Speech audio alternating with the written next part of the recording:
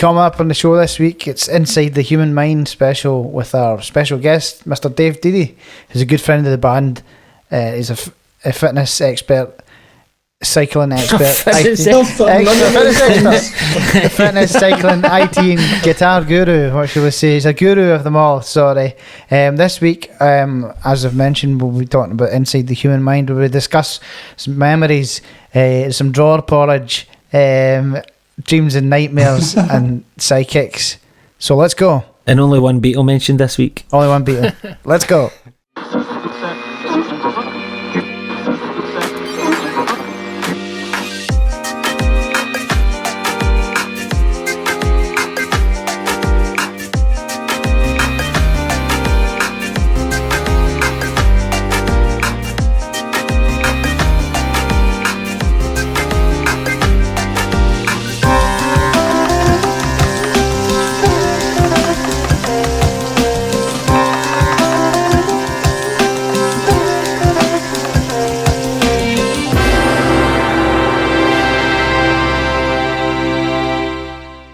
Welcome to episode 12 of the Carbon Copy COVID Curer podcast. There will be some bad language. We're on Spotify and Apple. You can subscribe and follow us to be notified of the latest episodes.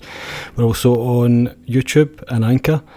We're a wedding band from Scotland. We're on lockdown, so we're not playing weddings. Instead of that, we're doing a podcast every week for our own sanity. My name is Martin, also known as Merv. I play guitar in the wedding band Carbon Copy. I'm joined by our lead singer, David Swan, also known as Swanee. Hello there. We've got our bass player, Mark Caulfield, also known as Spanko. Hello. And our drummer, Neil McDougall, Shugs McDougs. Hello. We're joined by a very special guest, a good friend of the band, fitness, cycling, IT and guitar guru, Dave Deedy. Welcome, Dave. Hey guys, thanks very much for having me. No, excellent. It's been good. I've been enjoying your podcast and hearing what you've been up to. It sounds like it's been an interesting period for you guys. Obviously, the entertainment industry's been well and truly bambooed at the moment. It's I'm just watching more about that tonight. They were talking about it in the news. Bambooed, Dave? Is that a... I was trying to get banjoed out, and it came out as bambooed. Do you know you what? slagged me on Facebook last week saying all the what was it, Swictionary you called it? All the words that I make up. But bamboo is a word. Some of the words you come out with are just extraordinary. I just honestly, my brain works like too fast for my mouth, and then words come out that don't mean anything. I've got them written down somewhere. Cyclonoplotic. It's like, what's that word? I don't know, it was a word to describe a psychopath. And I was like, oh, that's a cracker. That goes in the Swictionary. But anyway, sorry, you were saying the entertainment's decimated. Yes, Dave, thanks for reminding us. But I think what you're doing, you're making the most of what you've got right now, and that's all you can do, man. Any conduits that are open. Yeah, Absolutely. So conduits? Hold on a minute. Wait, let's get this straight here, Mr. Deedy, right? On this podcast, we're uneducated fucking idiots. There'll be none of this, right? So don't start it now. Don't start it now. A conduit is... is that like tomato sauce and stuff? No, it's a bit of metal trunking they use for electrical work. That's the only reason I know the words, because I could never get it right. When I was doing my apprenticeship, I get rattled for it by the trainer quite a few times because I kept getting the word wrong, so it stuck with me. Conduit, yes. I was thinking of condiments. Right, okay, no. I've not got any of them up here with me, don't know. How's things been for you, mate, on lockdown? I know that you are a big, massive cycling head, so you're out doing hundreds and hundreds of miles every feckin' day of the week on all kinds of terrain, so that must have been hard, that getting pulled away for you a wee bit, mate. Well, as you know, mate, I have taken up the hobby of injuring and catastrophically damaging my body quite significantly. You've been doing for that for a long time, mate. So I've actually not ridden out on the road since lockdown started. I've been doing all my training indoors in my wee garage. Obviously getting the same kind of training effect, but obviously you're staring at a laptop screen and doing all your training that way. But currently at the moment I've got my shoulder strapped up. Just to fill you guys in, Dave is the most, what's the nicest word I can use here? Clumsiest bastard you'll ever meet in your life. Like if there's a corner of a table, now correct me if I'm wrong here, Mr. Didi, but you would say yourself to be a wee bit clumsy as well. Am I right? I've had my moments, David. I've had my moments. Now, and it obviously falls into your cycling as well, but you've had some real bad injuries recently. What was the shoulder one? It looked pretty sore to me, that one. Is that... The shoulder one? Oh, well, actually, the shoulder one stems from you and I and Tam and Kev meeting in Wales many years back. And I had gone there to do a little bit of mountain biking in advance. So if you guys have a wee look in your chat window, this is a wee link to my YouTube video where you see the first, what I would call a significantly bad mountain biking accident. Oh, it's terrible. I can't watch it again. Is this like really bad? I don't know if I want to watch it. Aye. You see the cameras in my head, bear in mind, so you see everything from my perspective. You know Family Guy when Peter stubs his toe or bangs his knee? It's one of those moments you hear me just going ooh. I feel really bad at this point because see when me, Tam and Kev had travelled down from Scotland ourselves together, and you had come up from Southampton and we were meeting in Wales, so we were on the lash. we were like, yes, party time, here we go, weekend with the boys, we're going to Wales. But Dave was still, but when we got there we were obviously canned, so we were hanging out this window 2 stories up my hotel, just waiting for our mate to arrive and the party can kick off. And there in the distance outside the fog and the clouds comes Dave carrying his bike like black from head to toe, and we thought just, that's him being mental and going through forests and he's covered in dirt, and we were pissing ourselves laughing at him. But then he walked closer and closer and closer, and he got to the hotel and he said, "Thanks, you wankers, I've actually dislocated my shoulder." Oh my god. And that's that accident they had in the forest. How high up was the fall? I'm watching it now. You'll be able to hear my video of it. The fall, it was the last little bit of what's called North Shore. And when I just dropped down, I just didn't get my arse over the back of the seat quick enough. So the front of the bike, almost, because it's suspension forks, it was like falling onto a spring. And that's why I went head over heels, landed in my right hand shoulder, snapped my collarbone and did all sorts. Did you say you can hear you? You'll be able to hear. I'm playing it back now from YouTube. You'll probably hear it. Hang on. Aye. Oh man.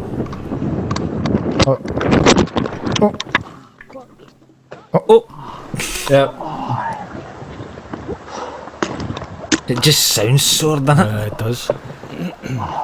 Oof. See, here's the Peter bit. I'm like that. That kind of stuff is rife in that game, but isn't it? Because you're taking your life in your hands, especially road cycling. But that was your mountain biking stuff. Oh no, I rattled it, and then the worst bit of it was I had 8 kilometres to get back to the car, so I had to cycle 8k back. And then of course I had the weekend we used with go-kart racing and clay pigeon shooting. It was great. I just thought I'd bruised my shoulder. Right? You did. You done well, mate. Dave, I watched a documentary the other night, right? I always love to talk about the documentaries that I watched. When I watched one that you've probably seen it, Where Dreams Go to Die. Have you seen it? No, I've not. Oh, it's incredible. It's about the Barkley Marathons. Right, okay. Barkley Marathons is basically like 100+ mile event, and many consider this the toughest endurance run on earth, basically. So it spanning more than 2 years. It's basically following this guy there's only ever been like 14 people that have finished it. So what happens is they all go into the woods where it starts, and they don't know when it's going to start. It can be like 1 hour's time, or it can be like 11 hours time. So they need to judge when they get all their sleep and stuff like that. And then the horn goes, and they all go, and they do it in like 4 I can't remember how they call it, but 4 stages. There's a name for the stages, but and they need to go and collect these pages out books all over the wilderness in southern America, and it is absolutely mental what these guys put themselves through. Really? Literally on death's door when they get to the finish line. It's incredible. So you need to watch that, mate. It's one of the best things that I've seen recently. I've just YouTubed anybody it, out there, check it out. It is absolutely brilliant, and it just shows the commitment that these guys put into this. Aye. It's beyond anything that I can even comprehend, that type of commitment that you and these guys put into that stuff. I mean, we put commitment into the band, but this feels like you're putting your life as a commitment, you know, into this. And a lot of this guy basically said that, you know, he said, I'll complete this or it'll kill me. Yeah. You know, he said that. It's like, I'm going to do it or I'll go. But it's phenomenal watch, like really well shot and amazing stories. I'll definitely about have to it. get a look, mate. Absolutely. I'll not give It's you really the good. ending away, but the ending is unbelievable. So I check it out. Everybody check that out. It's really good. will. Aye. Really enjoyed it. Sounds good. Dreams go to die. Try and get a look at Race Across America then, because that's exactly the same thing, except it's cycling, and it's you cycle across America 3,000 miles in 10 days. Wow. And these guys are literally sleeping on the bikes, but their bodies just keep pedaling. It's Oh my God. It's amazing. it's the muscle memory. Do you know Right. what I mean? It's just all that stuff kicking in. So basically, as they're so exhausted, parts of their brain and their mind start to let them shut down, even though their legs keep turning. How do they steer? How did they see where they're going? Well, that's a good question. And if you've ever been to the States, you will find that there are stretches of road, Merv, that are Straight roads, aye. hundreds of miles, mate. Like literally, you could do. I remember out in California, we were looking down one road, and the driver said to us, "This is 60 miles of straight road." He said, "See, this is why bus drivers have such a nightmare when they're driving out in like California and all these places, because there's nothing to keep the mind occupied. They're literally just sitting with the steering wheel in their hands." But it's really hard to comprehend as a normie, if you like, because Aye. when I was sitting watching it, you know, you see all the people drop them out after stage 1. You know, it goes for like 80 people down to like 12 after Aye. stage 1, and there's only ever 2 going into stage 5. And they're what you're talking about. These guys that are coming, the one guy that finished it was coming to the end. You could tell he wasn't in his body. This guy wasn't in his body. Aye. He wasn't there, but his legs were just. It was just they have this kind of a distinctive run that they do, and that was him the way he was going. And you know, the wife gets him at the end, and the wife's like, for some reason, you know, wish they wouldn't do this to themselves, but. What can you do? They're going to do it, so they're trying to finish this and get it done. The commitment to it is staggering. It's beyond human, that stuff. It is. It's mental. It's extraordinary. You know, I reckon I've done quite a few gigs where I've probably been drumming sleeping for a bit, I think. No, because you sometimes, you know, when you switch off and you'll be, when I started on this song and now it's like, I don't know how many songs I I've can missed. imagine. Yeah.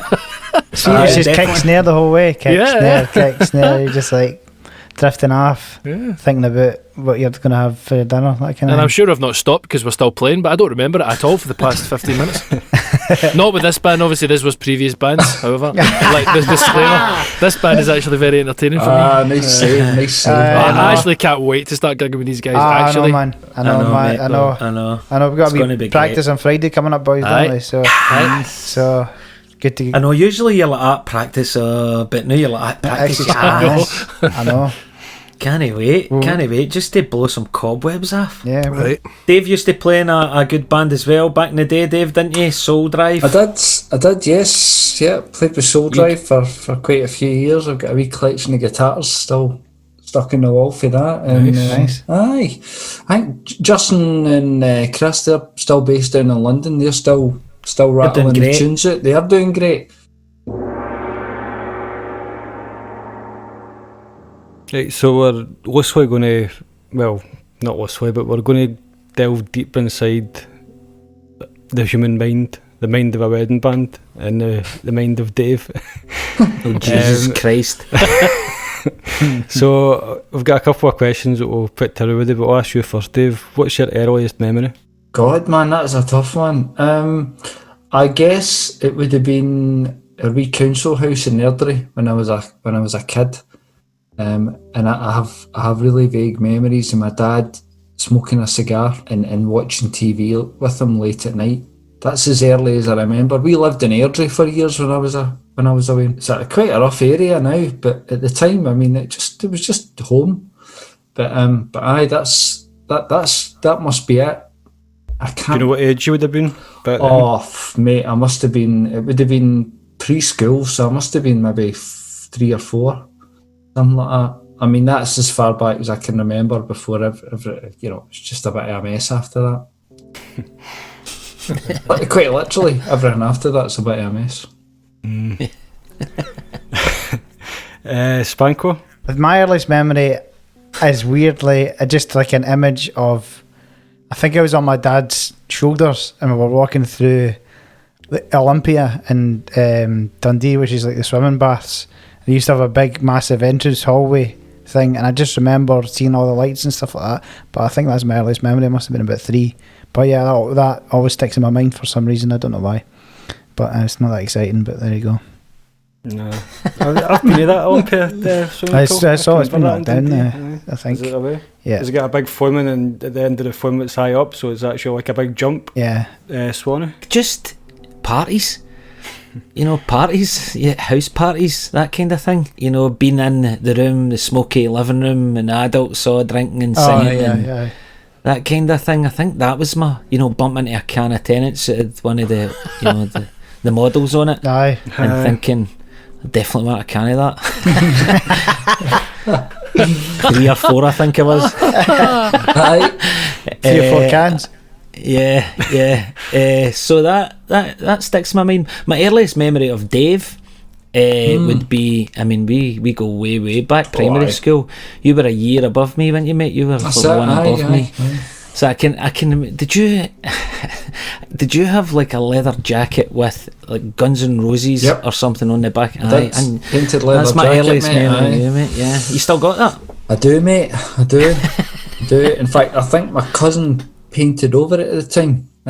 Interesting trivia fact: my cousin Peter, who painted that jacket, went on to do all the artwork for Game of Thrones. And he lives in Wales now. He lives in Cardiff with his partner. I've not seen him since my wedding, but it's one of those little things that I don't think I would ever think about getting rid of it, purely because it's. Have you genuinely still got that? I've still got that leather jacket, mate. Oh, aye. Fucking hell, that is nuts. I don't even know why I'm surprised, to be honest. No, that was the only leather jacket I've ever owned.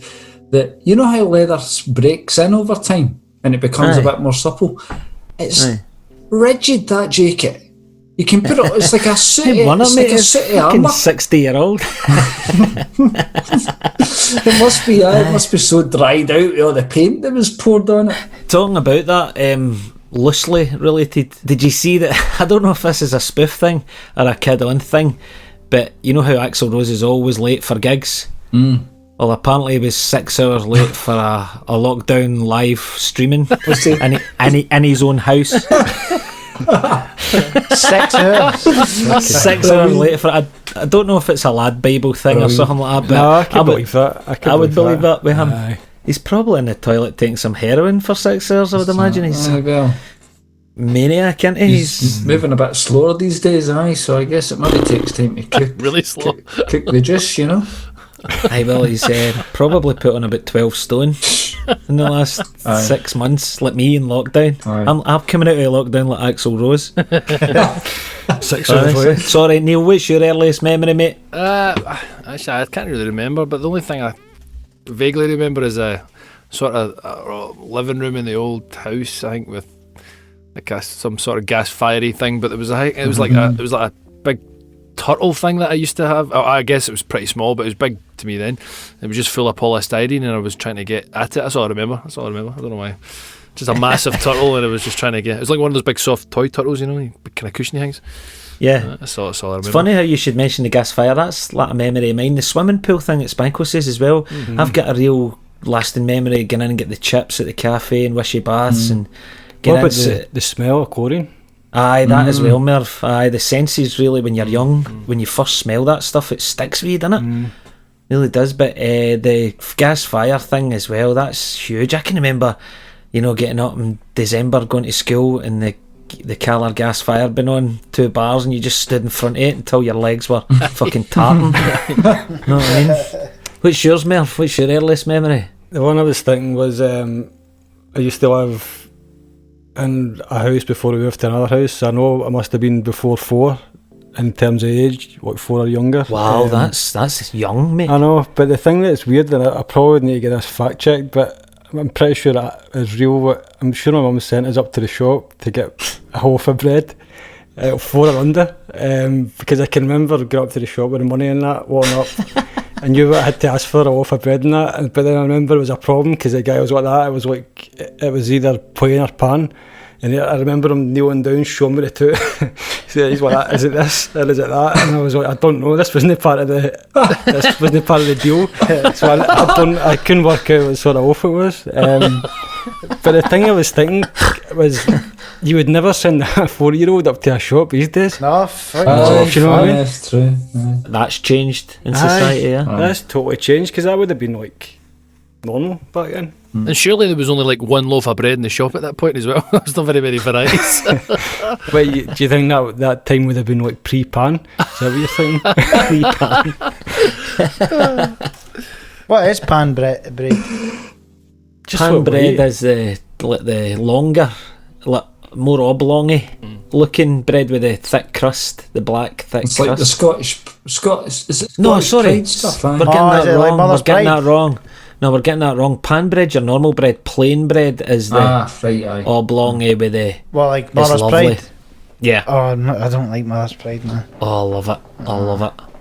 Toasted I with don't butter. mind that apart from the crust. No, I was the same. Used to love it when I was younger, but I barely eat white bread at all these days, actually. I can mind my mum sending me to the shop with a note to get her fags and that. I never get sent for fags, but I did get. I'm pretty sure I get sent for cigars and definitely milk when I was younger. And I know it would be enough, to get you. Aye, genuinely, aye. And Yeah. I'm talking 9-10 years of age kind of thing. We had a farm at the bottom of ours, kind of just at the bottom of the street. There was like a farm that sits in Canwath Road, and it used to sell eggs. And I can remember getting in there really young, and it was an old fat farmer woman in the place. It was just like a proper stinking farm, this place. And the smells, see when you were young, that age, getting in and seeing this old sturdy farm woman and all these smells, and she had porridge in a drawer.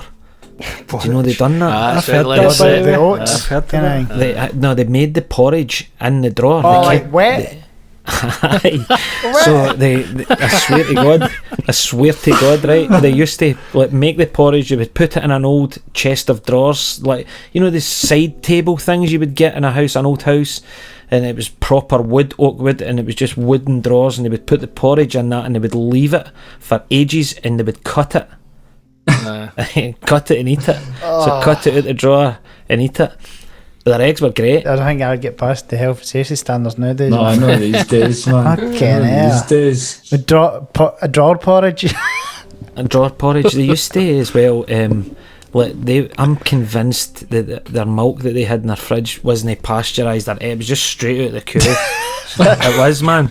I'm not joking, because the smell when they opened that big fridge. Oh Jesus, that'll live with me. I'd die that smell. Really?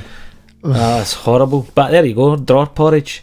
That's every day's a school day. Name for the podcast. I know. Aye, every day's a school day. That's an old tradition, I think. Is it? I'm going to check that. Aye, I've heard definitely that is. as well. I've heard that. I'm sure I've heard my gran mentioning that years ago. Aye, porridge in a drawer. I thought you meant it would have just been the oats or something like that. But That's what I first assumed as well. Fucking wet. But Jesus. aye, it's nuts. It's all made and all lumpy and minging. Just get scalps in it now. Aye, taking your life in your hands. But a slice of porridge. What a slice of porridge, son? You're not right. I'll fucking eat my wamba. Eat my eggs in. I'm fucking out of here. And I used to run this because they had like big dugs. It was just a proper farm set up. That was just outside a council estate in Kirlook. That's I just sat, so that must have been there before Aye. they built the houses. And that used to be the farm we went to. It's, Oh, that's I'll nuts. remember that forever.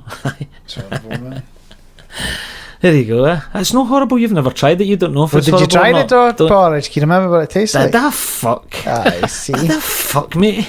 Yeah, at that age, I wouldn't have even ate like a bit of lettuce at that age. Who would eat draw porridge? Somebody then? offer Like an old guy. an old, eh? Like old folk would eat draw porridge.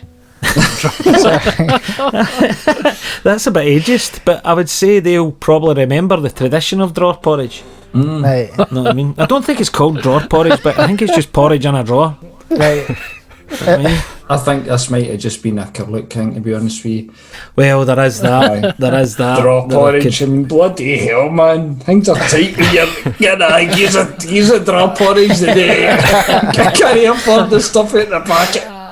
My mum used to send me for 20 embassy tips some drawer porridge. Aye. Fucking mental. How long would really. it to stay? How long would they kept it? Just until it I went? think it's like ages. I think it's ages because it goes to the point where you cut it into pieces.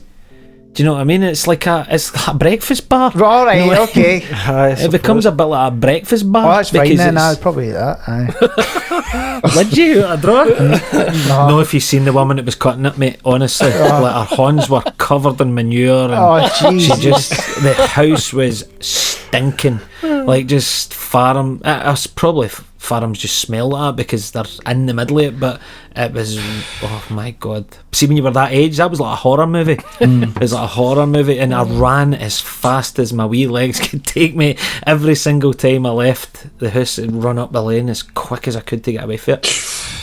Shite myself, heart gone 10 to a dozen. She was a lovely woman too. She was nothing sinister about her or anything like that. Just, you know, you talk yourself into these situations as I went. Aye. You know, you're like, oh my god, this is so different to anything that I'm used Used to have a dinner lady that had a massive hairy boil on her face, and she would be serving. Sure, you- that's every school. Let's get that. Has everybody school got that? I just remember that. She's pouring custard into your tray in front of you, and you can't stop looking at this big hairy boil, man. It's kind of horrible. That's bad memories. Well, that actually leads on to the next question. Ah, Pretty well. So, Dave, what's your dream and what's your nightmare? Before lockdown, if somebody had told me I would have been stuck working at home and been able to just go on with my indoor training and work during the day from the house and then that was it, finished, I would have actually said that was my dream. But right now, see, actually the idea of just getting away for a couple of weeks holiday somewhere, that honestly, I guess it's just relevant to what you've got right now, isn't it? So for me, right now, a dream would just be actually getting out the fucking house, if I'm being honest with you guys, because we've kind of been in lockdown. We've had a couple of days away here and there, just out in the car. But see, even just that sense of getting out and seeing people, seeing friends and stuff, that's just become so valuable now. Getting out and seeing my folks and things like that. And it's just it's these tiny little things that you don't appreciate, you know. I mean, if you'd asked me that question 6 months ago, I would have said winning the lottery, but you just realise that there's so much more with regards The wee to things count. Aye, the wee things Yeah, count. that's That's it. I think you're right, mate. It's just about your perception of it at the time. I think we're all the same. When you're dead busy and you're running about, you don't appreciate being able to just nip up and see somebody or go for a Absolutely. coffee with a mate Yeah. or grab a beer. So yeah, definitely the wee things. That's been good, I think, for people to see that again, because we were getting into the social media world and it was just becoming still is a bit mental, but this might, like you say, give people a bit of perspective and go, wait a minute here, it's not about money, Absolutely. and it's not about this and it's not about that. I think we're definitely. seeing that already. I think it's already, you're seeing how people are approaching things differently and work, Yeah. social activities, all that kind of thing. It's all starting to have, effects in the way people want to approach their lives. But following up on that, my nightmare now is draw porridge. To be honest, I love a bowl of porridge. In fact, Not now. me too. no. I mean, if somebody said to me before this conversation, what would you have if you had to pick 3 things: breakfast, lunch, dinner, I would have said porridge. Yeah, a wee bit of honey. See now, the idea of getting a big scale for a great big bit of manure or a big warty hand. What? It's ruined for me. Ruined. Draw porridge, man. David Swan, Smasher of Dreams. I know. I know, that's me. That's me. Hello, ladies and gentlemen. I'm sitting here thinking, was the draw even lined with anything? No, mate, nah. Or maybe butter or something. No, mate, she opened the drawer, a fucking cat jumped out, and then she flung the porridge in. You know, it was that kind of deal. It was like no health and safety, no nothing. And by the way, that woman lived till she was like 150 or This is the something. thing, mate. This is the I mean? thing. These people do. They have no digestive issues, no diabetes, none. But then they're Nothing living in at all, draw man. porridge. I know. I mean, See, I've got it up. It's actually called Crofter's porridge. So that's what they call it, Is it? Crofter's porridge. Yeah. So no time to eat your porridge before you leave. No problem. Take it with you. There'll be some I thought fucking I'd hipster invented making something that new. somewhere. Well, that's what I'm on, a hipster's page just now, right? Tasty slabs of porridge. So, tasty slabs.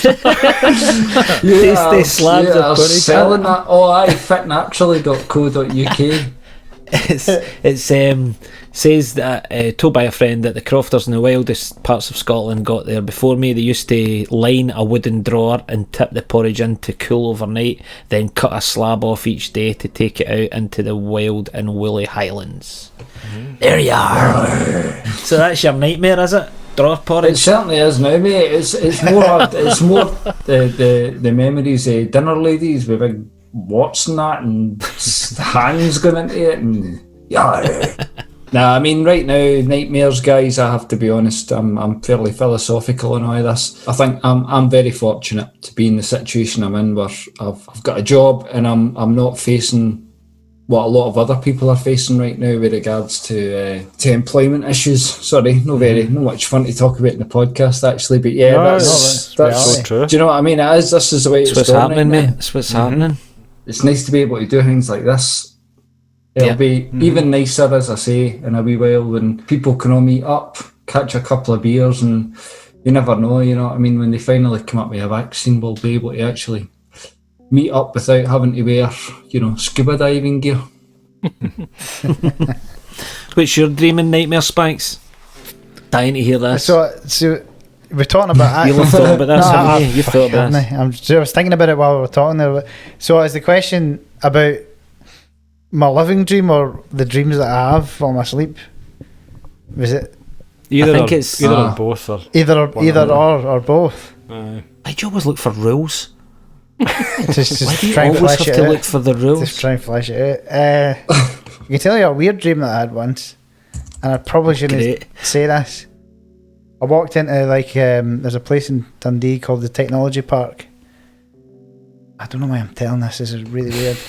And it's like it's basically just like a business park. So there's always like empty buildings, big glass empty buildings that nobody's in just now. I remember walking into it, and there was a transformer. Who's the main one? Who's the main transformer? Optimus Prime. Yeah, and he was so- having sex with an old lady in a nightie. I remember waking up going, that has got to be one of the weirdest dreams anyone's ever had. Was this a Is that even was possible? this a big old lady or a really small Aye. It was just a transformer? normal sized old lady. She was wearing like a white nightie, and big Optimus Prime was, And he was his normal size. and he was maybe a bit, maybe not, I don't know what Optimus Prime is. And He was in my just dream he was squashing maybe 8 foot high or something. 8 foot. Aye. So an 8 foot metal transformer is making love to a 4.5 foot old lady in an 80. Yeah, it was weird. It was a weird Can you dream. tell me what part of the car was used in the in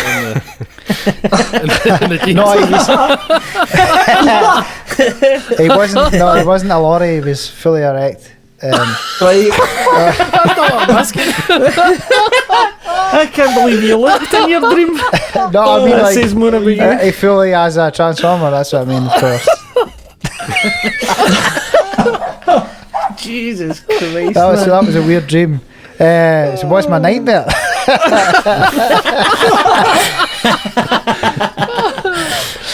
Dear. It was a Surely weird being one. on the receiving end. Oh, there's a Doug. What's my nightmare? Aye. I'll think about real life this time. Switch it around. I'm quite socially awkward. So missing a high five, hate that, and getting caught. That's your nightmare. Missing a fucking high five. And We're going through a global pandemic. People are dying in the streets. Try to keep it light. Spanko's nightmare, and he's stayed up on last night because he missed a high five. Jesus Christ, Man. Spanko. Just get what I get the classic nightmares when I'm actually, the teeth falling out. Everyone gets that.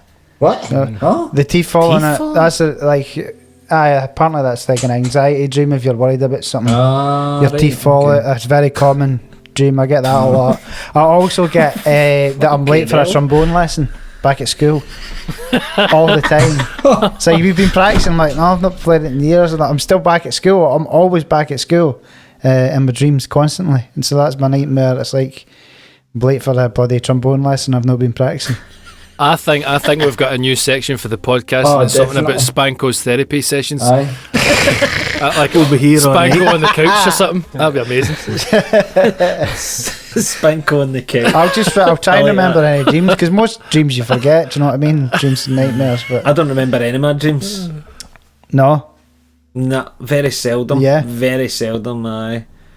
I wake up But with the my bed dream- sheets soaked in sweat, man. Because I've had Dave. Satan chasing me, and you're talking about missing a trombone lesson. Almighty, man. I don't know. It's just that anxiety of. I don't know. I've probably had worse than that. I often get I'm in Aliens. The film. Or the second one, I'm getting chased by them, and that's fucking terrifying. Do you not have a pulse rifle? I've Or have you got the trombone? just got trombone. What about you, Neil? What's your dreams and nightmares? Dreams. I don't really have any, to be honest. But I guess aspirations. To be in this band as long as I can before they find anything out dodgy on. Oh, I like it. I like it. But no, dreams. I don't know. I don't really have any sort of dreams that way. Nightmares. I think the only nightmare that I think if I was to put it into words would be to be at the centre of a conspiracy. Like you were the one that, I don't know, everyone's blaming for something, and then and then the entire world literally turn its eyes on you. I think that would be my biggest nightmare. I think. And you were an innocent man. Yeah, and you had no idea what's going on, but you're painted in all sorts of different lights. I think that would be That the would most be stressful thing on the planet. I think that. Horrendous, mate. That'd Horrendous. probably be my biggest nightmare. That's a wee bit like being a network engineer. Every time something goes wrong, it's his fault. Blame the network engineer. Right, you're working on it. Alright. What about you, Merv? Dreams and nightmares? Dreams in real life, kind of like what you're saying, Dave. I'm quite happy with the small things sometimes, with just a walk and stuff, like, appreciating. I don't have any like, big dreams as such. I like when we do good stuff with the band and stuff, you get a sense of accomplishment, things like that, and just small things. I don't have big dreams. I'm content with small things in real life in terms of that sort of dream. I don't really have any big grand ones, but nightmares. If I actually had dreams, I was just thinking, and I forgot about this until I was talking about it there. I never really planned to say, but last night I dreamt, and my granddad was in my dream, Right. and he died years ago. Which is a bit of a strange thing, because I've had a few dreams like that where you dream of somebody that has died, I get that a lot. and it's almost like, well, it's maybe something we'll talk about later, but it's almost like there's the person. It's a really strange thing because they're alive in your dream, in a sense, The nightmare I always get is the one where I can't walk, and and it's similar to your sense, Banks. If you're late for an appointment and that, Yeah. and I'm not able to walk, and I'm trying to walk, but it's dead slow, and then it literally takes hours to get somewhere. That reminds me of the one of I end up you're in a fight and you're trying to punch, but you try Aye, and I've punch and had it's that. slow as fuck. That kind of thing. I think everybody gets that. That's you in I real knew life, you were going to Spank. say that. Just say it.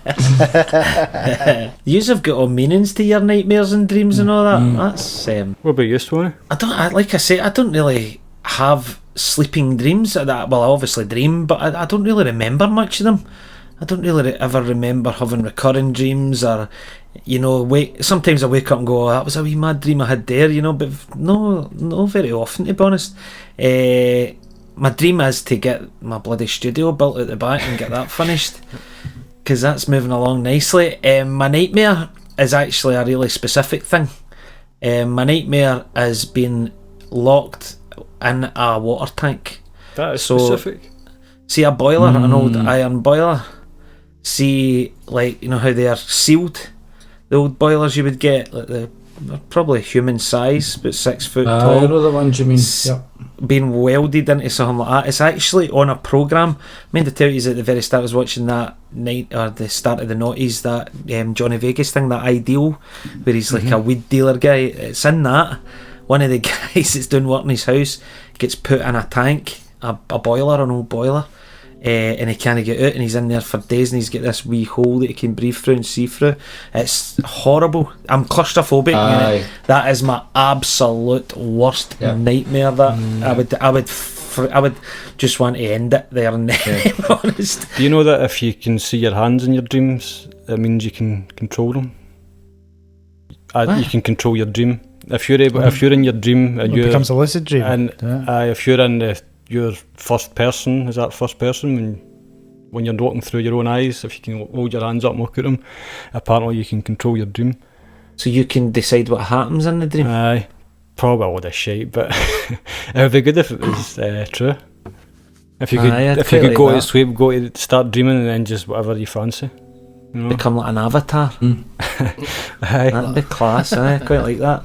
I think as well, see back in the day, the Nightmare on Elm Street movies, they scared the shit out of me. See that one where he was underneath the bed and he was just scratching the bed and that, and they didn't want to go to sleep because they'd get killed. I see shit like that. Fucking get away from me. Sometimes I suffer from sleep paralysis. Anyone ever get that? I get that quite a lot. Like you jerk. No, it's you kind of wake up but you can't move your body. Yep. Also I get that, and it's also a kind of weird. It's horrible. Like a dream as well. I had one seen when I was in China. The first night I stayed in my girlfriend's mum and dad's house, I thought that I woke up and I was just looking in the room again, but then the bottom of the bed sheet like rose up as if somebody was standing at the bottom of the bed, and it started coming towards me as if like something was under the. It was fucking the worst thing in the world. I've seen a programme about that specific dream is meant to be scream, but you can't really move. Common dream. Aye. Fuck that, man. Yeah, I've had that. That sounds horrendous. That would have been caused by like jet lag as well, that kind of thing as well. Your just mind goes to a very strange place. And getting tucked in as well. Could humans ever live forever? In our current form, I guess you couldn't. But the human mind, that's an interesting one, and these are human mind questions. So the capacity of the mind, as we currently understand, is beyond what we currently use in our entire lifetime. We only tap into such a small portion of it. So you wonder what else could possibly, what's that extra capacity there for? If you're looking at it from that perspective, is there a possibility that if you took the human mind and put it into some kind of Robocop chassis, oh, that'd be awesome, man. No need to worry about cycling then, no running, no getting up at 5 a.m. to do fasted workouts, man. I could just be like, I will live forever. You really just need to oil yourself up and he does that anyway. That's just part for the course. Changing nuts and bolts and that. Again, looking part for for the old course. And he actually uses engine oil, you know. So He's way ahead of the game. It's an interesting point, and you could get all deep with it as well. You could with that one, we could discuss: is there such a thing as a soul? Is there such a thing as an entity within the human very person? True, David. Very true. You know, you could go deep with this, boys. We could end up cheeks and chong in this all night. Would I want that? No. To live forever? Aye, no. Not for me. I'm of that thought as well, I think. There's definitely got to be an end sometime, isn't there? Numbers up. Aye. Your tea's out, innit? What about you, Neil? Do you think? I would like to, actually, yeah, why not? But I think maybe more in a philosophical way that I don't think there is such a thing as death. I know that sounds proper way out there, but like I'm quite taken by that Einstein's quote. Was Einstein? I don't know. Where it's energy can't be destroyed; it can only be Distributed. yeah. As soon as one thing hits another, like, or you try to cancel something out, it just moves away. If you know what I mean. So I think that's. I don't think death is such a thing. I think it's a sort of not like circle of life as such, but like. Reincarnation? Not Neil? even. I think it's just continual. So I think maybe this is just like a stage, like you know, the great Biggins always said about the life in that little pond that've got like a row of teeth and an arsehole. They have no idea of how of all this shit up here, and we're the same, and all the rest of it. It's not necessarily higher levels and all that kind of stuff. I just mean just continual. I don't think anything really dies. I don't think. I think you've got something there, mate. I definitely believe in. Well, everything has energy in it. Everything's vibrations, energies, and stuff like that. So I think you're onto something there. I think it could be just redistributed. Whether that means that you take the form of a fucking meteoroid or whatever out in space, I don't know. But I think you're onto something. What about you, Merv? I think people, like I was saying earlier, can live on in people's thoughts and dreams. I won't obviously get you living forever, and some people live longer in a sense through like their actions and their place in history, or their art, or their music, or whatever it is they've done. You know, people that are maybe like Paul McCartney or that. Fucking Jesus Christ, man. Yeah, but you know what I mean, like people like that. Take a Bank, day you need like a button that just every time he says it. Leap it out.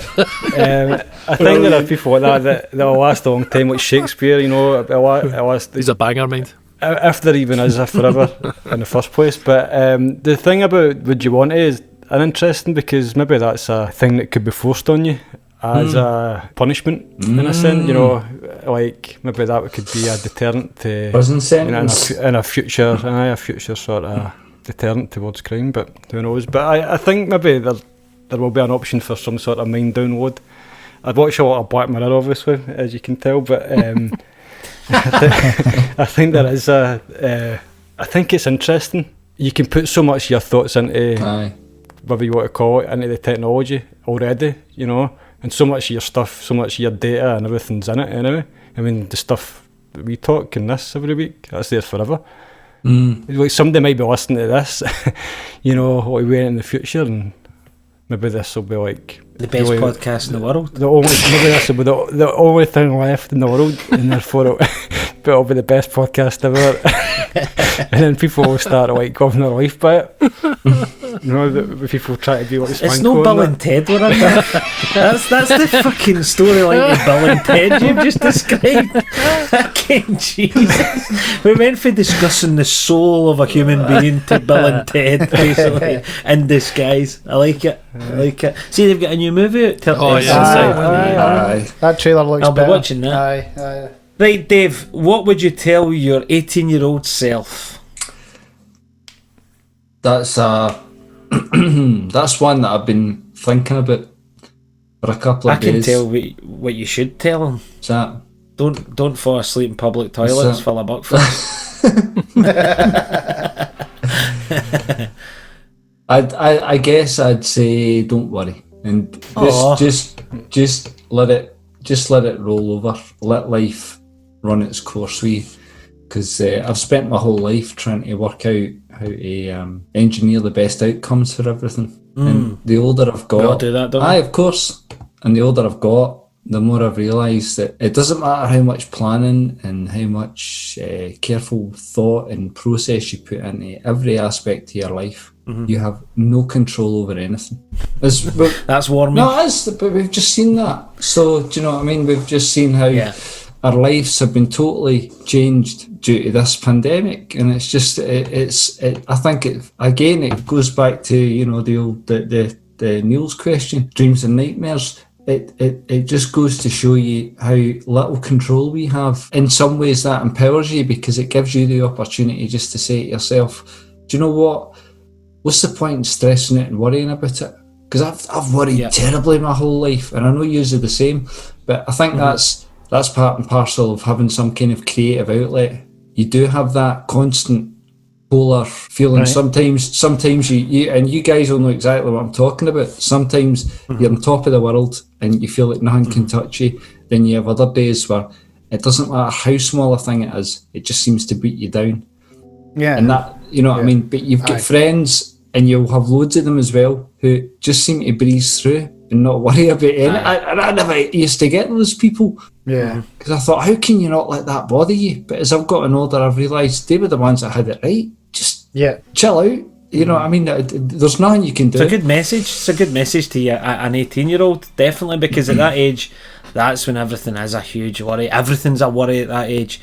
You know, you've got your rep, and you've got, even, especially more so nowadays, I would say, you know, Keane's 16, so I see a lot of that, where they worry a lot about what they're wearing. Yeah, they've got social media to deal with. I know, that's true. I didn't have that. You know, and I'll say to Keane, sometimes I'll say to him, like, don't worry about that, don't worry about them, don't worry about this, don't worry about that. Dad, you don't understand. You know, and that's that thing what you're talking about. You need to go through life go through the experiences to be able to go, alright, I don't need to worry about that. You know, you've not got much control over it, what's going to happen, so you just need to be the best you can be. And definitely. It's a good message for an 18-year-old, I would say, David. Yes. What would you tell your 18-year-old self, Spankaloid? Stop drinking straight vodka. It's no cool. Your pals think you're a fanny, so don't do it. Don't do it. I'd always have a couple of pints and go, give me a straight vodka. That's so embarrassing, man. Who does that? That isn't. And do you think you were Tony Montana? That isn't fucking Russian. Some sort of Russian. What's the KGB agent or something? Like, don't drink straight vodka. It's disgusting. That is brutal, mate. Young man. That is brutal. Well, you're right. I relax. I'm still learning how to not fucking. But I really, really identified when you were talking about like having days where you're on top of the world, and other days when the slightest thing will just get you down for ages. I really suffer from that massively. But I'm definitely getting better at it the older you get, because you just go, fuck it. Your fuck it switch is a lot easier to hit when you. I don't mean the reckless one. As in don't, because that's the different fuck it switch. I mean the fuck it switch for no gain a fuck switch, shall we call it? It's a lot easier to access the older you get. I think it's just experiencing it. What about you, Neil? What would you tell yourself when you were 18 years of age? I would probably try and approach myself with a double negative, so that I wouldn't believe it, so that I would end up believing it, because I know my 18 self would go, aye, whatever, and I would try it anyway. I tried everything once, so I was always that way, so I would try to approach it. I don't know what I would say, but it would be something along the lines of, to try and get me to think that that's the way I am, rather than and try and avoid it. But at the same time, I turned out alright, so maybe I would just say, you know what, enjoy it. So big message that as well, because a lot of the worry and, you know, the pressure at that age stops you from enjoying it. A lot of it, you know, when you look back, you go, God, see if I wasn't just worrying about that, I could have done this. Definitely. What about you, Merv? When you're 18, you probably know the stuff that you would tell yourself anyway, but you just don't actually, because everybody's always telling you shit when you're 18, aren't they? They're always saying, right, this and that, this needs to be this and this needs to be that. So you kind of know that is true, because you can see people are telling you from experience, but still you need to find your own thing in that. But I suppose that looking back, I would, in a perfect world, you would say, well, there's quite a lot of years I feel that are kind of wasted at that age. Well, you just waste time, don't you? You just go to work and that, you just waste your time. Every weekend you just waste it, in a sense. You know, that you could achieve stuff. When you hear people go travelling and you know, get degrees and achieve these achievements and that. But definitely. maybe I would say something like that, but I think what you're saying is true, Neil. You probably wouldn't listen to yourself because Aye. you're not going to listen to some old guy cunt. try to tell you of your life. But the thing Some old about, cunt wearing a suit and trainers. trying to tell you- I know, but imagine if you started a wedding band. But I was thinking about this question a lot as well the past couple of days. But imagine if you started a wedding band, 18, uni or whatever, you went travelling. You could Seen be the like, world. I seen the world. You could have done all that in those early years and be way ahead in a lot of ways. You know, in some ways. But like you say, who There's thinks like that? a young guy that came out to put the telly on the wall for me, right? And it was like something like 40 quid or something like that. But it was just over Facebook. Didn't know the guy, just found out he'd had a page or something, and it was just putting Glasgow tellies on wall or whatever it was. And you're expecting just some sort of worky guy, but it was like a young guy. It was maybe like 18. And then he's telling me that now he's got 4 or 5 fittings a day, 4 or 5 fittings tomorrow. It's about 40 quid, 50 quid a time. He doesn't drink. He's got a fucking motor and that, and he's just like proper sorted himself out. I'm like, that's impressive. He'll be able to. He's still just at uni. I'm like, he'll be able to afford a house by the time he gets Good out of on uni, man. That's like, I should have done that Good kind of on thing. Do you know what I mean? So there's an 18-year-old that's actually been telling you how it is. Right,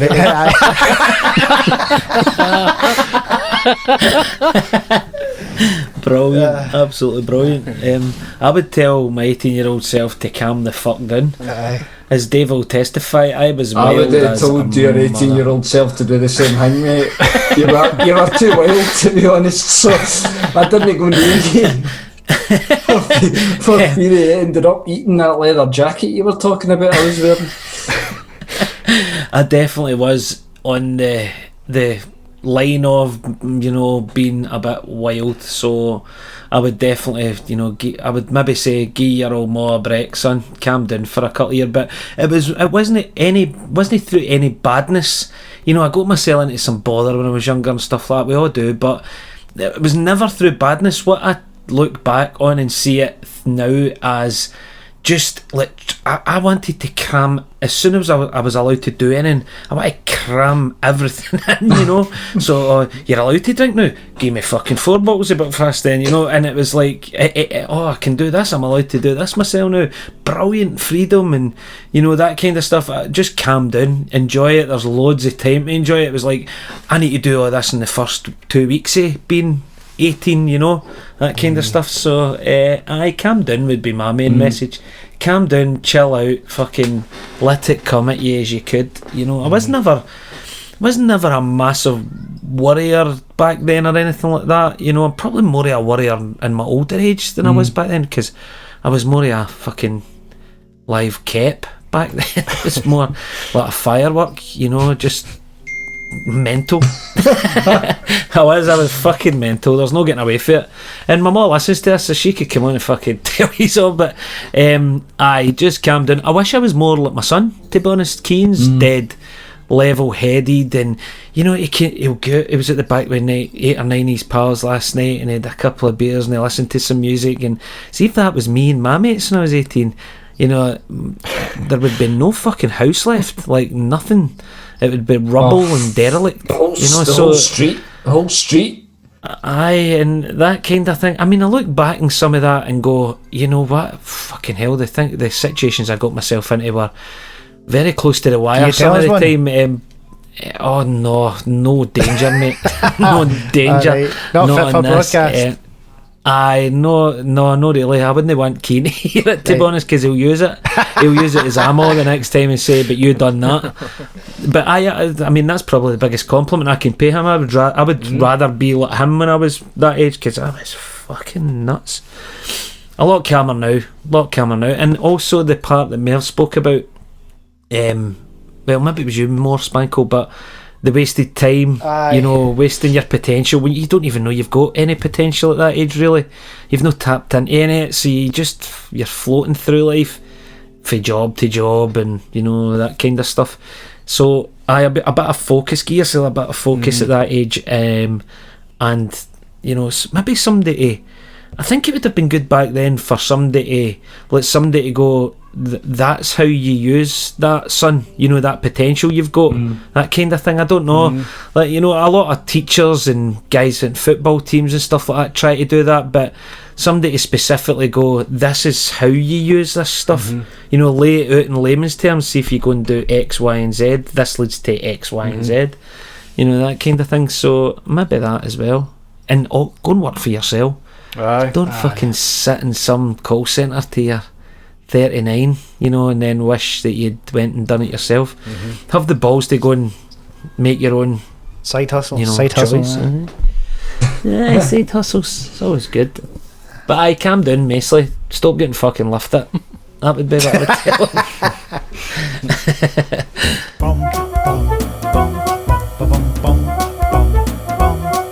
Would you rather have feet or a basketball? Would you rather have teeth or a house to call your own?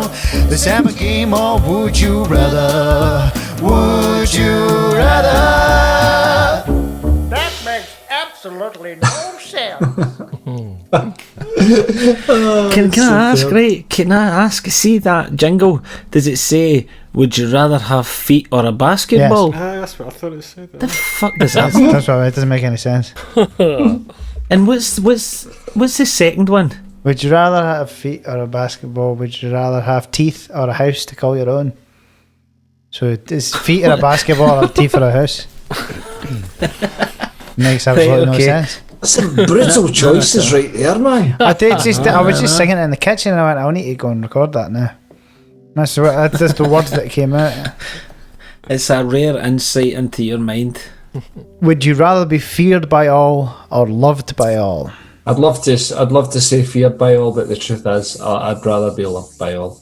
That's the truth. I'd rather. He's a lover, not a I'd fighter. rather people associated joy and welcome moments with me than being feared. Although I must admit, you know, if it was a Hollywood movie, I'd always love to be that Tony Montana character, you know. Neil? I love by all, you know. That's probably. I don't think I can handle I could handle it for the first, like, I don't know, half an hour, and then I think everyone wanting to kill you would just really put me off. You would want love after that really quickly. or feared enough that they need to take you out? Aye, but I mean, if you're feared, you're pretty much hated. I'm sure. I don't think there's any love there at all. You know what I mean? I think that's why any baddie in any of these movies always need their mother or someone to make them feel that they are loved, even though they are like the worst or whatever. So I definitely love Bill. Okay. Merv? Aye. See the way you said that there? Okay. like that. Is it not genuine? Didn't it like You're not proving my Neil, point. fuck's sake. Sorry, man. Sorry. Didn't mean to be rude. Merv? I loved as well. I mean, I think there would be a sort of paranoia would come from being feared by everybody, and you would always be thinking, you know, like a sort of ancient emperor. You know what always happens to the guys, you know. So, and you wouldn't want to be feared, would you? Maybe in some ways, but I think it would be nice to be loved by everybody, really. And even anybody. That's deep, man. That is deep. David? Well, I'm already loved by everybody. I do. so, You're going to try the first option. so I'm going to go for feared. I want to be fucking feared. Fear me. Yeah.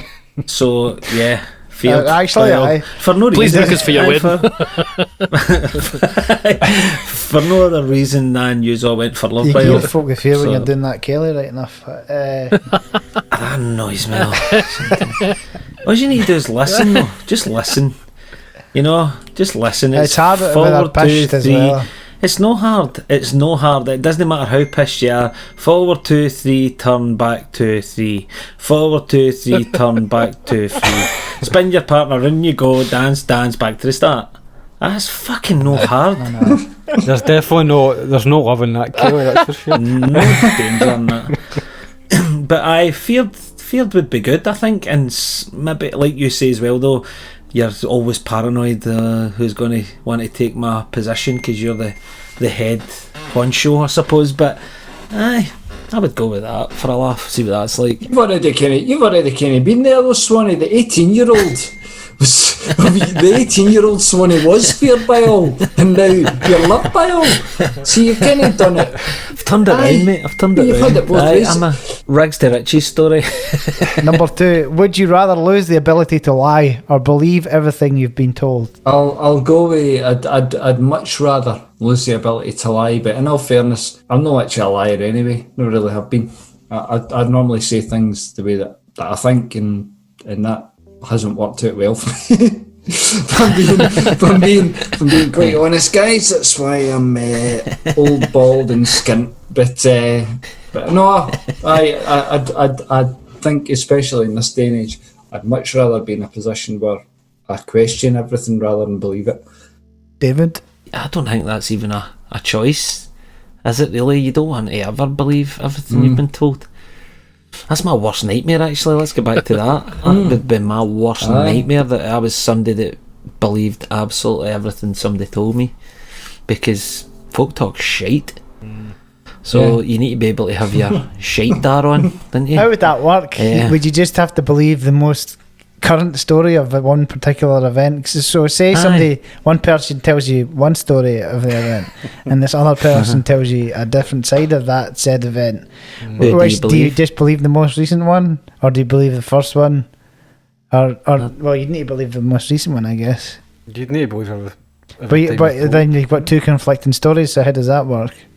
You change your mind every time you're So told. that would be the new one then. Aye. Fucking hell. That'd be terrible. So Would be yes, terrible, lose the ability to lie. I would rather that for sure. Yeah. I'll answer that now. Yeah, I agree. Neil? I actually think it might be pretty interesting to believe everything, because it doesn't necessarily mean you need to accept it as such. I mean, if you believed everything, it just, you believed what someone said. So it's not like I guess it would be non-judgmental, I suppose, if someone said, I hate the shit. I don't know.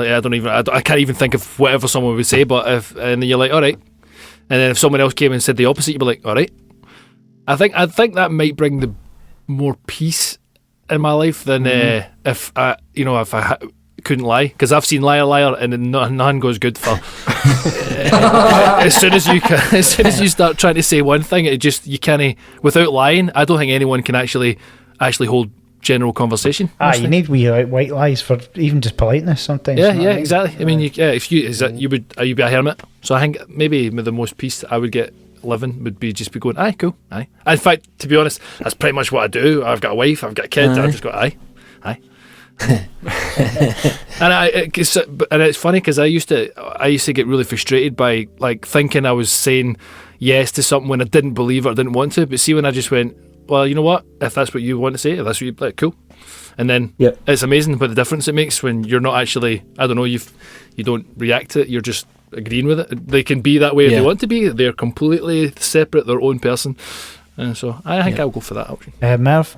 I think there would definitely be something sort of liberating about just believing everything you're told. Your life would be easier. I think you'd be happier, actually. They're not that dangerous though. Somebody said you could walk off that roof and you'll be alright. Alright then. I go and jump from that bus. You'll be alright. Aye, that would be dangerous, but you might be happier. Ignorance is bliss. And I think what you're saying, Neil, you can make your life easier. Sometimes you don't need to go there in certain conversations, and you can make your life easier by agreeing. I would like to see what it's like to have that faith in everything you're told. Would you rather never get angry or never get envious? I'd say I'd rather never get angry, because I'm an angry person at times. So if I could not be angry, that'd be nice. This is like therapy. It is actually, aye. If I could find a way if I could find a way to drop that release and just accept people for what they are sometimes, maybe my life would be a lot better. Let's go to David. I don't really get envious. Can't mind the last time I get jealous of somebody or something, or suppose that goes with age as well, doesn't it? I like getting angry. You're joking. No, I think it's fucking good for you, man. I've never heard you be angry. I think it's good for you, man. I think it's a natural release. It's a natural reaction sometimes that you need to get out. I think it is. I think it's a copinism. What's the word? Before Dave fucking switchionaries me. How do you say it? Copinism? Copinism? How do you say that? Coping mechanism. That's the one. Just Coping mix. I'm trying to put coping it Mexican. one word. It's a coping mechanism. Yes. I think it's a valve, a natural valve that helps. I'll enjoy it because after it, and you know, you've been maybe angry with somebody and they've been angry with you, and you're like, right, sorry about that, and everything's cool. You both get it off your chest. I think it also helps clear airs. You know, if everybody's just going about going right, cool, and you know, some people need to get it. Let's air this. You know, let's fucking get this out here, and I think that's healthy. I do think that's healthy. Not if you're getting angry to the point where you're raising fists. And, No. Well, you know, there's being anger violent. management's a totally different thing, isn't it? It's which is what, if I was to answer this, I think my anger's a real problem. I hit fucking 10 quite quickly. I think it's you're an angry I wee man, fucking but hate, that's it's wee one of my man most syndrome. hated traits about myself is my anger. Or it's maybe I think you're right. You're right. It is a natural release. So the management is the thing that I would probably need to work on. So I would rather. But What if would the you two manage op- about it though? What would you manage be able about it? to Would you just to stop? be able to deal with it, not just hit fucking. But saying you're going to deal with it means that you're not getting angry then.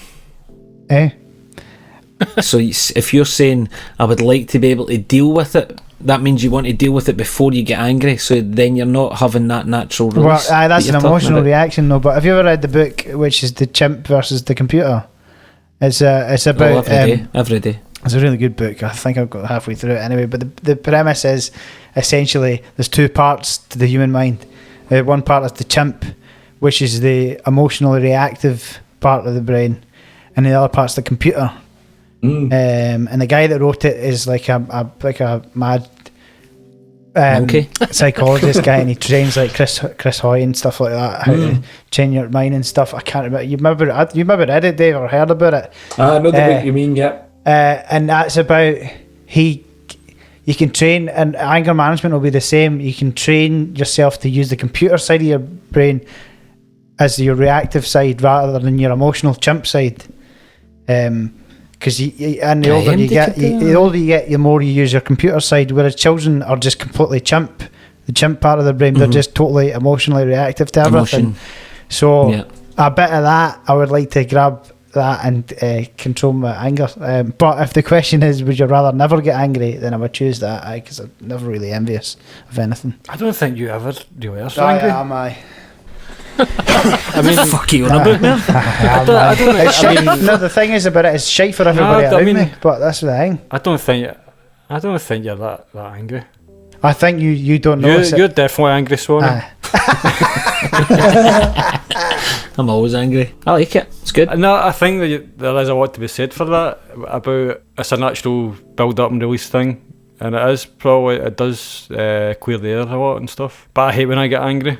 So It's a bit I like really being hate it. angry makes you angrier about being angry. I get that as well. No, I think what you're saying, what Swanee's saying, after that you feel a sense of relief. But I hate the fact that I can always control so quickly over stuff. You know, Aye. I always think that's just stupid. Aye, that's Because we're meant to be rational. yeah, people, you know. yeah. No, it's because then you'll look at it maybe 5 minutes later and go, for fuck's sake, like aye. It's just like flashpoints, but I suppose. But I think you that's can human train yourself nature. to get to that point quicker, whether you're using the computer part of the brain rather than the chimp part. I do full anger. What? Kidona anger. Like, people think I'm angry when I'm complete, and I'll probably be expressing somebody that is angry. But see, inside me, I'm like no in the slightest.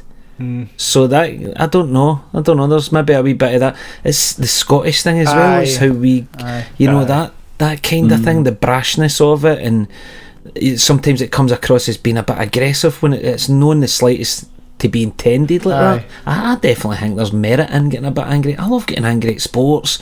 I love getting it makes me more, you know, here we go, you know, when I used to play football back in the day and stuff like that, if you get a wee bit angry you were a wee bit better, You know, you were a wee bit more edgy and a wee bit more, right, here we go, and I'm going to tackle this, and the old siege mentality kicks in and that stuff, so it can be useful. Definitely can be useful. Well, that book is The Chimp Paradox, by the way, by Professor Steve Peters. It's worth a read. Okay, number 4. Would you rather always speak your mind or never share your thoughts? Mr. Dave Didi. Well, I've answered this. There you go. You've got it. Speak your mind. Aye. Say what you have to say. Aye. Do you know what I mean? Get it out. Get it out. You're never angry when you speak your mind. So it's when you can't speak your mind, isn't it? Exactly. There's ways to deliver things, you know what I mean? But at the same time, aye, you have to be able to get that out there. And no, I couldn't live in a world where I just kept all that kind of stuff bagged up inside. You would never be that type of person, mate. You would never be somebody that never shared what he was thinking and how he was feeling and all that. You're a heart in the sleeve kind of guy. Aye, definitely. Have to do that. And it's funny that the people that I know like you, Dave, that are like that are always the more genuine kind of people. That's very There's no kind. falsehoods there. No, you're and anybody that knows you will say that. Just a genuine guy. So I always find that it's maybe a cliche. I speak, and I know a lot of arseholes that I'm just dead genuine. I speak my mind, but they're just fucking insulting people. You know, a lot of the time, and it's a lot of that. But I think there is merit in saying that if there is people that are quite upfront and wear their heart on their sleeve and tell you how they feel and how they think. There's a genuineness to that. There definitely is. I think as well, I'm going to answer this now for me, because I would always rather speak my mind. Obviously, that's just the type of person I am as well. But I think it ties in with the anger thing with me as well, because sometimes I'm trying to communicate, and I, as you all know through this podcast over weeks and weeks of listening to my fucking made up words and stumbling through stuff, I sometimes can't verbalise exactly what I'm trying to get across, so I'm actually getting angry with myself, and that's a wee psych, and then that's displaying anger as if it's to the other person. So the other person's like, he's getting fucking angry with me, when I'm actually just getting angry with myself, because I can't exactly put across what I'm trying to get across. You know, so there's a wee bit of that too for me. So I'll go with always speak your mind. Could be part of the wedding pack you send out, the Swictionary. To all your clients, so they've got it in advance. Like the singer, this is the singer's Swictionary, you better have a read it. So just listen, bamboo. Just move on. No, I would actually say that probably a reason why people book the band and like the band, the part of it, is because Swanee does speak his mind, absolutely. and in a good way. You know, like that's a big part of it. Like genuine. people always say that. People always say that when the bookers and stuff. They always say, you know, it's the crowd interaction and all this kind of stuff. So, speaking your mind is a good thing. What about you, Spank? Speak your mind or never share your thoughts? I think the healthier option is to speak your mind, isn't it? But I'm always getting into bother from other half for no saying anything. So, I think the healthier of the two options is to speak your mind. And I suppose I could be better at doing that, I guess. I think speaking your mind is obviously very important. Balance is probably a strike in both of them. Like being able to hold your mind and speak your mind at the sort of right time. I suppose that's the balance. That's if we were all perfect, that would be easy. But I have no mastered that bit yet. I don't think anybody has, mate. I think that's the reason why the world is all shite. And, oh, this is a fucking nightmare, Merv, this next one. Jesus Look at Christ. this. Number 5, would you rather lose all memories from birth or lose the ability to make new memories? Oh, I feel quite emotional. That's heavy duty, man. Weird, though.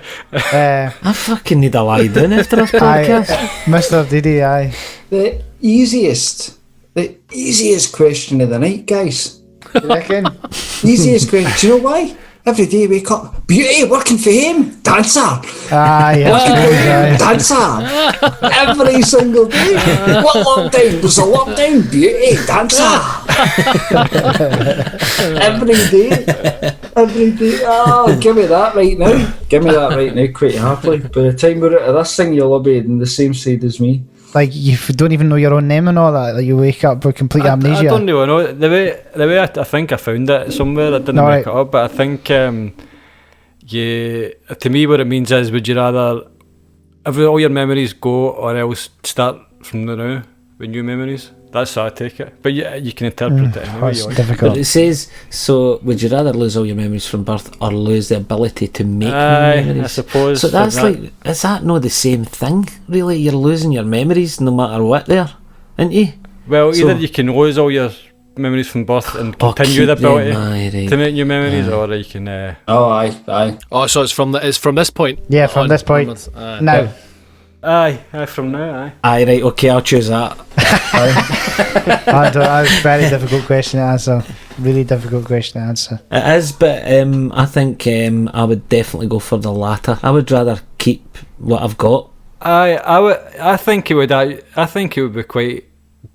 And in some ways, you wouldn't want to lose your memories, but in some ways, it would be nice to have a fresh outlook, and But Start you would afresh. be like an alien landing here for the first time, kind of that's thing. the Is that what problem. you mean? You'd be like a bit. You wouldn't know what's happening. But as you say, Dave, every day you'd be like, "Ah, this is amazing." Or to start with, at least you'd be like, "This is amazing." Lockdown, this is great, and that. But Exactly. There is a point to that, isn't there? Aye.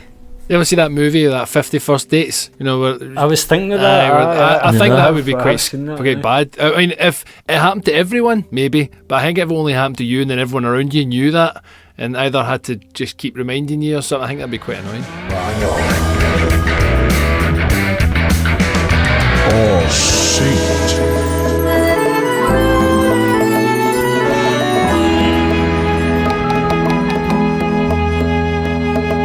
Right, okay, here we go. Banger are saying Uri Geller, Dave. Uri Geller, the spoon bender.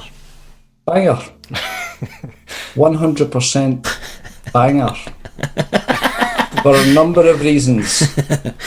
What skill set does it bring to the world, being able to bend a fucking spoon? Help me out on that one. Help me out on that one. Do you know why we have spoons? So that we can ingest food. I don't want a bent spoon.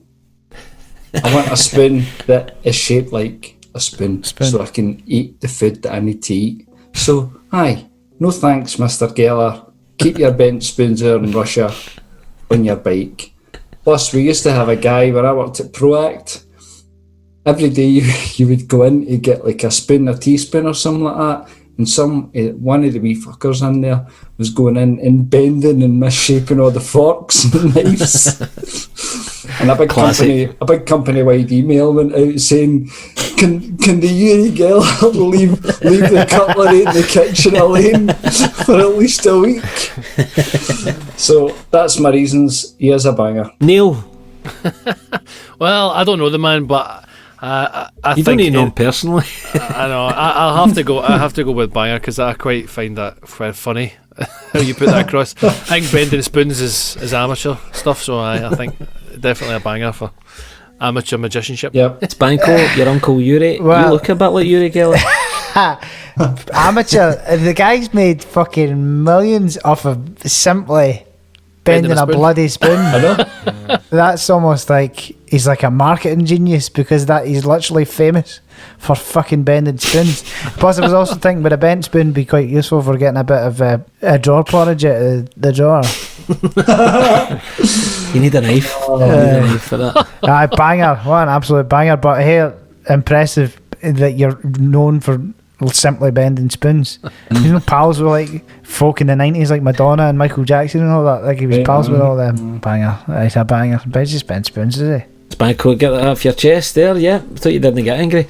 Merv, Aye, banger, 100%. I totally agree with everybody. It is amazing that he's managed to get so much mileage out of bending spoons, and it's also amazing. I can remember watching that as a kid, and even as a kid thinking that's all the shite. Because if I remember right, he still touches the end of it. and he's aye, like kinda, rubs it. So he rubs it. So, I mean, if he'd done it and never touched it at all and the spoon just bent, that would be more impressive. But aye, total banger. Am I right in saying there was a thing where he's a film fan, and it was him and Michael Jackson, Aye. who was also a film fan. They were watching like the last game of the season, and they were going to get relegated or whatever. He stopped And, it with his mind. He stopped the ball going over the line with his mind. Aye, because the thing I was Could thinking use is him about up a here. one-trick pony. Aye, exactly. Aye. He's a bit of a I was whip thinking he's a one-trick A pony, like a one-trick Aye. pony. But if he's done that as well, I suppose that shows he's got a bit of range to his abilities. But nah, still. Is he like a telekinesis Yes. the guy? That's what he's I meant to be don't know. able to do. Aye. So it's Aye. no just bending spoons as such, but that's what he's famous for. Yep. The power of the mind. Yeah, he's. I think he can. He says he can move stuff and telepathically talk to people and all that kind of stuff, and like paranormal things as well. I think he does all that. Alright. But he's a fucking banger. The guy is an absolute fucking banger. Even if he wasn't bending spoons, he's still a banger. He's just one of the guys that's a banger, isn't he? There's nothing more to say about Uri Geller apart from he's a spoon bending banger. Actually, I'm reading the Wikipedia now. There's a guy called James Randi who writes a book, like try to discount him, challenges his assertions and stuff, and he said that he tricked even reputable scientists into believing that his tricks were actually real. There you go. Power of So it suggestion. just shows you, doesn't it? Aye, if the guys can get into even scientists' minds, they start to believe what science tells them shouldn't be true. Even when you think, I can remember, as I say, watching it years ago, but in my mind, I was watching it and it was like whatever morning TV show when I was a kid, and you would think, because it's so basically shite what he's trying to do, that one of the presenters, like Eamon Holmes or that, would have said, like, this is all the shite. But they You know don't. what I mean? But it never get questioned. They at bum any him point. up. They bum him up. They say it's amazing and all that. He also comes under the banger category for me because he's very close to being the fucking bloodhound bastards, the psychics that have room full of grieving people, and they'll say, I'm getting an M. Does they know M that starts with an M? They people, and they take 40 quid a Horrible. session. These fuckers, and there's loads of people that I know that go to them and like swear by it, and I try and tell them, it's all obviously just opinion. My opinion is it's a load of shit. Well, number 5 in the list is a specialist at debunking all that shite. So, Oh really? we'll come to that. Aye, he's done programs. I don't think that's opinion, Swanee. I think that is 100% Aye, as a normal way. That's surely you'd need to take that as the scientific. As the- freaking, aye. even non-scientific, even just as somebody that's got some sort of normal brain capacity would But that's what I'm saying. end up Merv. coming to the conclusion that's all the shit. That's what you know I'm I mean? saying. It's huge. And I this know, is not. aye. It's And fucking. they It's believe it. managers that I've worked with in the past that I'm getting round to get my cards read. You're what? He know. knew things about me that you would never Oh know. my god. It's horrible, and I've watched the stuff debunking them as well. And these guys, when they get caught, they know they're caught, but they just continue to go. Yeah. I'm just going to keep bleeding these grieving people out of their money. Horrific. It's probably the worst fucking profession you could have. As I really say, is. number 5 in the list, Darren Brown. Watch the one where he debunks Amazing. these guys and goes and gets them, and he's like, I know exactly what you do. But it's interesting that they'll tell you that they spoke to your great aunt, but they never told you that you were going to be in lockdown. I know. Smash, you Fucking know what I thanks mean? for that. You know what I mean? I could have bought some toilet rolls. Yeah, and it's extortionate. It's that- like Spanko. People are and they get crowds in like social clubs. They've got crowds of people paying 30 to 45 quid, like 200 people sitting in a hall, and it's always people that have just lost somebody, that have just They are That's the vulnerable other as side well, of it. yeah. vulnerable people. Aye, man. that's the other side. That's Take away the money. There's the word, vulnerable. Yeah, And this is the thing, guys. Right, what you're not taking into account there is, see, these people that go to these things, they are desperate. They Yeah. are desperate They for just some want- kind of aye. answers. Even if it's just to go and get their, do you know what I mean? They're not desperate to get in touch with somebody they've lost. They're just desperate to feel some control in their life, because Yeah. they hate the fact that it terrifies them that they don't have that control. They can't. Do you know what I mean? Get Yeah, that. speak to that person. Like I say, if you could say something to yourself when you were younger, what would you say? You look back and you think, these people are going to think, in years and years to come, they'll look back and say, why was I so scared? And that's what's driving these people into these Fear. places. It's just fear of not knowing. Yep, definitely. I totally agree with that. Neil, I hope to God your missus isn't a tarot card reader or anything like that, mate. What do you feel about this? I mean, it's in the title of their name. They're all called mentalists, so I can't put a finer point on the fact that I've kind of questioned things. Well, I question things a lot, but I quite think on a horizontal plane. So I for some reason, I can just like think. If anyone says anything, I go, ooh, let's try that in my mind, and I like fire out like to as far as I can with it, thinking I could think up things and say things, and if I hit the right nerve on someone, or if I see someone and then I just say one thing that I know they're gonna jump right on, I've got them. I can say anything, and they'll believe it. So it's a really, for me, it's all psychology is the way to trick a mind rather than to read it. If you know what I mean? Yeah, you're absolutely right. Sigmund Freud. Dave, banger or saint? I'm afraid it'll be a saint. He brought an awful lot of forethinking and big picture understanding of the human mind to people. And if it wasn't for that, we wouldn't have that ability to start understanding why people are drawn to people like psychics and all that kind of stuff, and understanding the very nature of psychosis. So, and obviously coming from a family where my father was a psychologist and he taught psychology, Sigmund Freud was obviously, there was a book in the house, or at least a good few that I would see. So, saint for me, guys. Cool. 100%. Neil? Let me read you something, right? So, and you can go for yourself. So, okay, these 2 points are absolutely belters. So, this is because only men have moral sense. This is a Sigmund Freud. We all evolved from apes, so no human is born with it, but boys acquire morality through the castration complex. That is, the fear of their fathers will emasculate them for their misbehaviour. But it gets better. Having nothing obvious to neuter, girls and women are essentially amoral, lying and conniving to get what they want. Girls must be guided through civilised life by a father, and a woman by a husband. And because they choose not to marry, lesbians remain loose cannons, fundamentally untrustworthy and unstable. Fuck me, is that he him didn't that quite said that? nail everything, did he? Oh, Jesus. To be fair, it's hard to. I mean, that's like now. See, I was reading that now, but see, back in the day, I suppose it's a completely different mindset, So I'm not taking away from the fact he was, as what David pointed out. Yeah. This is the 1800s we're talking about here. Is that when he was? Late 1800s, I think, into the early 1900s. Right. He's that is a different time. It's totally different. That's staggering. I did not know that. He came out with terrible things, but he did open the plane for, like, as you say, psychosis and all this stuff. But I think for me, because he did that, I think we've got so many more bangers in the world that have got so many different things to say. Very true. It's a fair point.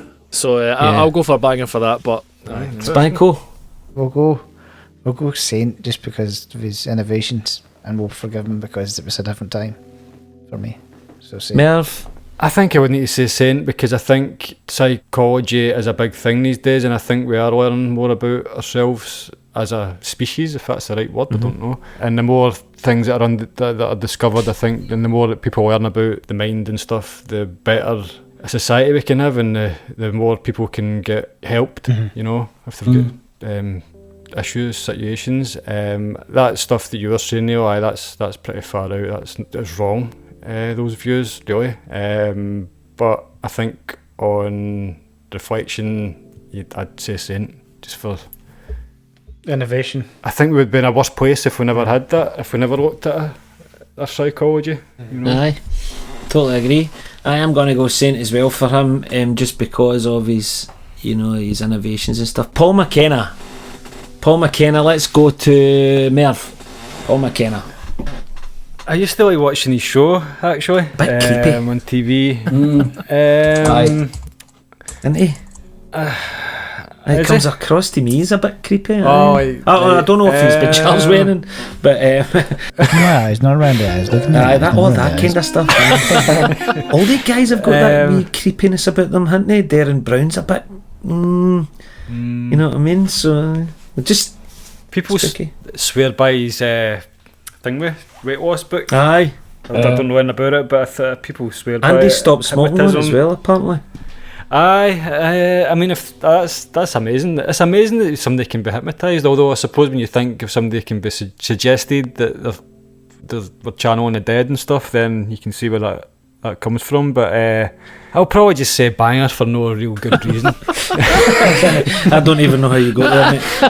But Neil, Paul McKenna. He's just another mentalist, to be honest, so just a banger.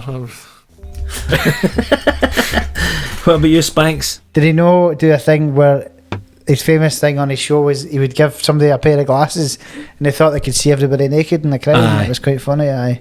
Aye, he done that. I think Aye. they'll do that. That's an old They all one, do eh? that, do they? I remember that. I Aye. remember that as a child, thinking, I want their glasses.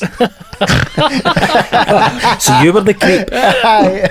Now we know how not your Paul dreams are McKenna. coming to be, Spangle. So Saint for the nudiness, aye. Saint for readiness, okay. Fucking grow up. Dave, Paul McKenna. I'll have to go with Banger for all the reasons that have been outlined. He's a wee bit too shiny, and I just had a wee look there, I have to say, and some of his books just ooze that. You know that old mafia kind of silky Aye. suit kind of Aye. effect? Aye. It just looks... He looks as if he should be carrying an easel. Aye. He's he's one of the guys that should be carrying an easel, and he's walking into a conference room in a hotel to set up and draw with a... He's one of the looking guys. I've just went onto his website and he's got hypnotic gastric band. I just saw that. I can make you sleep. I'm sure you can. Instant confidence. Aye, and ultimate golf success. How do you go from a hypnotic gastric band to ultimate golf success? Yeah. It's so cheeseballed material, it's unbelievable. It's very much down the line of all these self-help guys. Yeah, You know what I'm talking about? Aye, this It's is it. very much like that, the USA style stuff, be suited up, be shiny and be cheesy and all that. Banger for me. This one has definitely been on before. Or we've Well, we spoke him. about him before, wasn't it? Right, okay. Fraser Crane. I'm gonna go Saint because I love a bit of Fraser Crane. Probably one of the best shows. See that it's just accessible. It's not offensive, and it doesn't. You know what I mean? They're almost laughing at themselves most of the time. You Yeah. don't get enough of that these days. Shows True, are very true. either have to be incredibly cruel these days to people, or ridiculously Nice comedies stupid. disappeared, hasn't it? Aye, Aye. definitely. Aye. I think I'll go to me next. Fraser is a Saint pre-Cheers, a banger post-Cheers. Ah, interesting. Dave, Neil, sorry, Fraser Crane, I have nothing offensive. I say Saint, I think. Spanko. I used to watch it a lot when I was a kid, and I think it was. I remember my mum and dad watching it loads as well, and my dad used to laugh a lot. So even just if we go on the memory thing there, then that Fraser Crane or Fraser provided, then I would go for Saint. Merv. I'll say banger. I don't like Fraser. Controversial. I know I said that when we talked about it the last time. The best thing actually, somebody was singing it is the theme tune. That's the best part. But I don't like these middle of the road comedies. Honestly, I just find them a bit. Naff. I know. I totally get the thing. You know, accessible and you can just Aye, watch it no, and that. absolutely. But Yeah. I don't. I'd watch something else accessible instead. That's maybe like Homes Under a Hammer. No difference there. No difference. Well, it's something about the same time. In the morning, it's that Fraser's on Odd Day I'll Channel say 4. banger. It's on Odd Day. Although he's a good Simpsons character. Aye, yes. True. What's his name again? His real name? Sideshow Side- Bob. No, the actor's name. Kelsey Grammer. Kelsey Grammer. That's it. Last but not least, Darren Brown. I'll go to Neil. Yeah, it's banger. Banger. I don't need to explain myself. It's just the way it is. It just has to be. Spanko, Darren Brown. Saint, I loved his show and what we were talking about earlier about him debunking the psychics. He debunks folk believing in ghosts as well, which is up there for me as the same thing. What about you, Merv, Darren Brown? I agree with Spanko. I used to like his programme. You don't really see many guys doing a sort of magic, and it's not magic exactly, but you don't, that sort of stuff doesn't translate well these days, although I think his stuff does, or did at that time, and I used to like it, so same. I love the stuff he done with, make people think they've robbed a bank. Yeah, it's really And cool. all that. They were good shows, so I'm going to go Saint for that. Saint, guys, I'm with you. Sorry, for all the reasons you gave. No, I get the sniff of banger from Neil, but at the same time, he's done too much to debunk the hoodwinkers, the villains, the crooks. So Yeah, definitely. For that alone, he should get a sainthood. No doubt. Thanks for Thank coming you. on, Dave. Thanks for coming on. Cheers, mate. Thanks, Good to Dave. speak to you. guys, thanks very much for having me. It's I know this is past your bedtime, mate. What's You're that? usually in your bed at 7 o'clock, stuff like that. 7. Up at 4. What is that, a late night for me, man? Up at 3:30 in the morning with the milkman to go 120 miles on a bike. So thanks, mate. It was good to speak to you. We'll need to Guys, get a it was a wee. great laugh. We'll have Chat to soon. catch up once all this clears up. Buys a Definitely. pint. Aye, and, man. aye. Definitely. Thanks very much for listening to the Carbon Copy COVID Curer podcast. We'll be back soon with another ill-informed, chat-filled episode. Why not tell us what you think by email, inquiry@carboncopymusic.band, or visit our website, carboncopymusic.band. And if you're feeling really generous and you haven't already, please give us a like on our Facebook, facebook.com/carboncopy4, and even our Instagram, @carboncopyweddingband. Thanks again. No bangers were harmed during the making of this podcast. Carbon Copy reserve the right to moan about anything they like, and they will. Thank you.